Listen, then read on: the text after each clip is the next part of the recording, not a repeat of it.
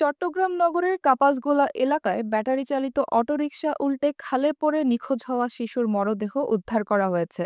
শনিবার সকাল 10টা 10 মিনিটে নিখোঁজের প্রায় 14 ঘণ্টা পর চাক্তাইখাল থেকে শিশুটির মরদেহ উদ্ধার করা হয়েছে বলে জানিয়েছে ফায়ার সার্ভিস ও সিভিল ডিফেন্সের নিয়ন্ত্রণ কক্ষ।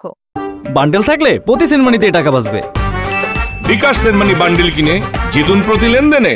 নিয়ন্ত্রণ কক্ষে দায়িত্বরত ফায়ার সার্ভিসের লিডার খলিলুর রহমান বলেন, সকালে শিশুটির লাশ চাক্তাইখালে ভেসে ওঠে।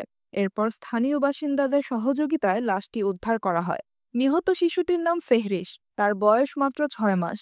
এর আগে শুক্রবার রাত 8:30টার দিকে চট্টগ্রাম নগরের চকবাজার থানার কাপাসগোলা এলাকায় মায়ের কোলে থাকা 6 মাস বয়সী শিশুসহ 3জনকে নিয়ে একটি ব্যাটারি চালিত অটোরিকশা খালে পড়ে যায়। শিশুটির মা ও সঙ্গে থাকা আরেক নারী তাৎক্ষণিকভাবে খাল থেকে উঠে এলেও শিশুটি পানির স্রোতে তলিয়ে যায়। এই ঘটনার প্রত্যক্ষদর্শী নুরুল আমিন মুন্না জানান, ব্যাটারি চালিত অটোরিকশায় করে যাওয়ার সময় হঠাৎ গাড়িটি উল্টে যায়। এই সময় মা সহ শিশুটি পাশের খালে পড়ে যায়। এ সময় স্থানীয় লোকজন মাকে উদ্ধার করলেও শিশুটি পানির স্রোতে তলিয়ে যায়। বৃষ্টির কারণে তখন নালায় স্রোত ছিল।